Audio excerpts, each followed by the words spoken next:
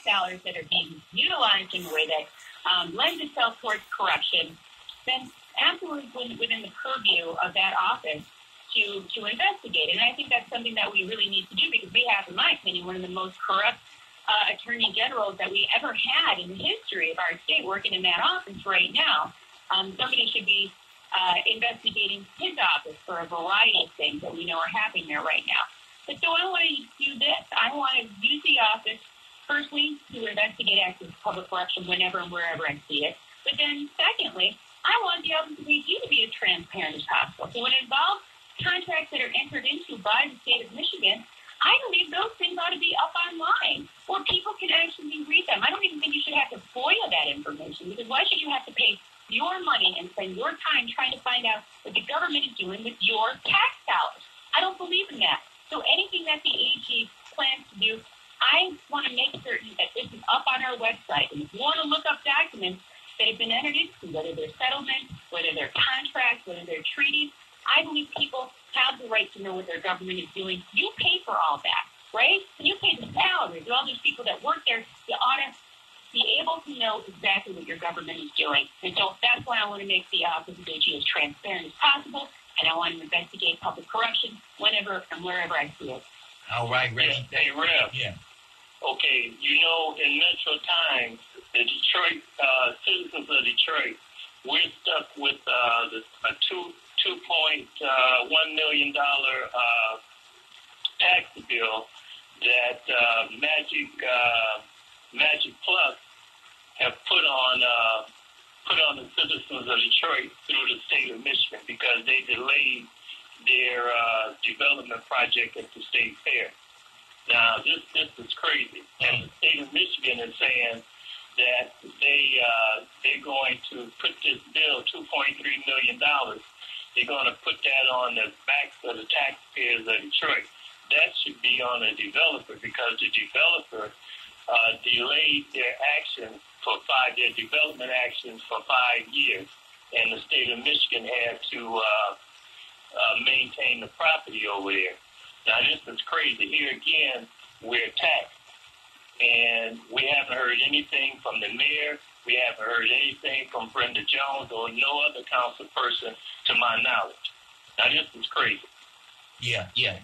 Reggie, thanks for that bit of information, and seems like crazy and Michigan go together. Let's take our last caller. Ray, good morning. You're on the air with David Alexander Bullock and Dana Nessel running for Attorney General. Good morning, Mr. Bullock. Hey, to your guest, I'm 23 years federal law enforcement. It appears to me that you are at the Attorney General's office should be nonpartisan, and I'm running Democrat. Is what you're saying.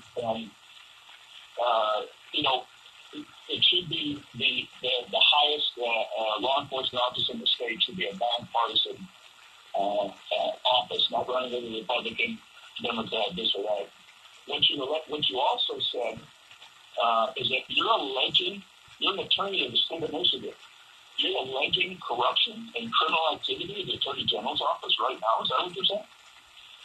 Oh, absolutely, I'm alleging that. And let me tell you why. We know that Bill Schuette has actually hired members of staff that are being used, for campaign purposes, but they're being paid with our tax dollars. That's public corruption right there. We know he's come up with titles for them, like liaison to this committee or liaison to that committee, but they're really county chairs that are working to support his gubernatorial bid. So, yes, I believe that it's public corruption. Absolutely.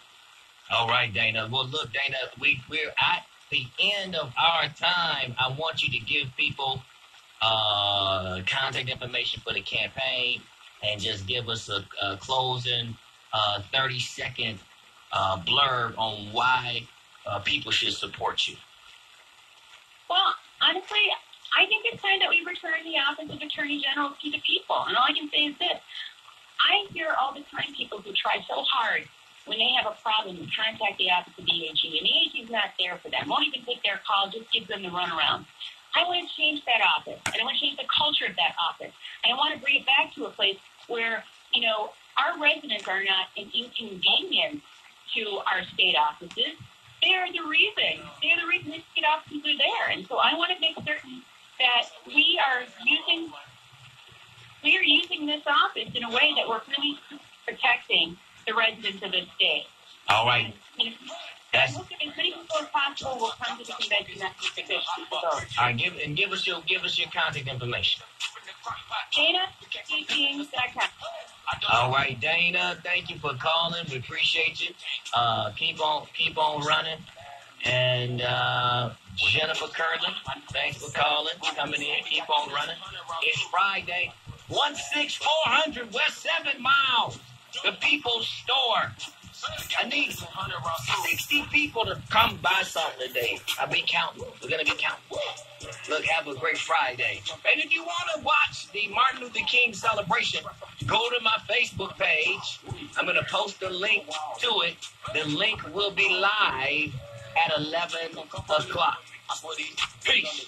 The hate and the devil keep jumping me. Jumping the barrels on me, keep me covered.